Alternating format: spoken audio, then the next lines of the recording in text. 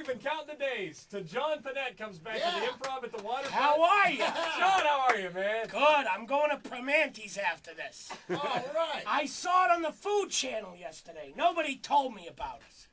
This is You no didn't time you know found about out. You would have thought the last time I was in Pittsburgh, you would have said, "Hey, we get a place where they put French fries on the sandwich." And coleslaw. I love that.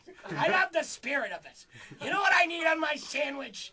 More fries. I like halfway through your arm goes numb. Yeah. And you gotta put the rest of the sandwich in the good arm. I went to KFC the other day, and you know what I like at KFC? In the utensils, they give you salt. You need that, right? Who has KFC and goes, "This needs salt"? Usually by the third bite, my hand starts to swell. I need more salt. Well, listen to this. Last summer I was in Des Moines, Iowa, and it's a nice place, but there's not a lot to do there. Sure. During the day, they were like, "We have a mall." They said it like that. Like when it was finished, they all gathered round like who's and sang, "Yahoo Dore." So they were very excited about the mall, overly enthused about the mall. When you have a mall, you shouldn't go, "We have a mall!" But again, on stage, it was a great place to be. So I'm in Des Moines, Iowa, and I'm there for a couple of days, walking around the mall, and all of a sudden, the manager of the club says, "You know, there's a rib festival in town. Ooh. Would you like to go?" I said, "Get in the car." And I get to the Iowa Fairgrounds, and there's 1,000 rib booths. It's like Willy Wonka's factory, but with ribs. And I was like Augustus Gloop, slurping from the barbecue sauce river. So I had my rib bib on. By the end of the festival, I looked like I had been shot. And I had a bottle of Lipitor and a Pez dispenser. I'm like, "Can you put some of this in the dry rub?" So listen, I go to the rib festival, and I get in a line, and it's the first rib line, and I'm starving. Sure. And I got people in front of me asking questions. You know, like just casual. It's ribs. They got a rack of ribs, put them on a plate. That's all what's going on. But people in front of me have questions. What's the difference between a dry rub and a wet rib? Now, did you make your own sauce? No! This is not a rib information book. Get out of the line. Watch me. So I have one couple in front of me, and I'm going to get ribs. And the couple in front of me asked the rib guy. Now, these rib people are passionate. They travel with ribs. They travel with smokers. They it's a rib convoy.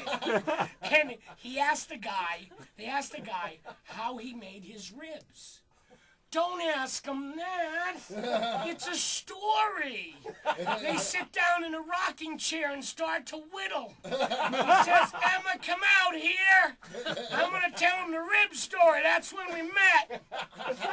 How do I make my ribs? It all started in the woods outside of Asheville, North Carolina. This is not going to be a quick answer. And the little man in my head's going, "Jump over the counter. Leave the money and take the ribs." Imagine if I jumped over the counter, grabbed a rack of ribs, and ran away. Wow. They probably wouldn't even say anything. Did you just see a big guy jump over the counter and take a rack of ribs? Neither did I. We're on podcast here. I'm going to start doing visuals. Hello, podcast people. This is my bulldog. Okay, that's on the podcast. It's a pleasure to be back in Pittsburgh. Thanks for coming back. Oh, man, John Pinette. I've been struggling. Yeah, I've been, actually, we're going skiing this weekend, aren't we? Look, he loves to go skiing. He's taking you skiing. That's my favorite. Oh, you belong on the slopes. Odds are, at any given time, if you can't find me, I'm skiing. Sure. How many people call my cell phone and go, "He's not answering, he must be at the slopes again"? I went skiing once, and I didn't want to ski, but my friends gave me tequila. And I don't drink tequila anymore because it makes me believe stuff that isn't real. Like I can ski. And You would think I was too drunk to walk and had never skied before. Maybe let's put me on the little slope. No, my friends took me to the top of the mountain and they threw me off. I got to the bottom, a lifeless wreck, covered in snow, children crying around me. Frosty's dead! Frosty's dead! Well, it was Christmas time. I had to get up. There must have been some magic. Open the ambulance door, please. Frosty's gonna need Percocets and a Pez dispenser. John Pinette, at the Improv. Are there any rib festivals in town this weekend? We'll find one. I ask now. When I get off the plane, I go, is there a rib festival? No, but we have a By ball. the way, they need to make that airport bigger in Pittsburgh. Bigger? I need a longer walk. It was like a $12 cab ride to my luggage. I had to put my road manager on my back and carry him like Samwise from Frodo and Lord of the Rings. We don't make it, Mr. Frodo. There's luggage at the end of this. I swear there is. I podcast, people. Do you mind if we podcast? I do not mind. John Pinette, man. I don't have to podcast this morning, do I? No. I would have shaved. Improv at the I knew I waterfront. should have wore clothes. That's how you doing it naked. Well, it's radio. Who knew? Song is fine.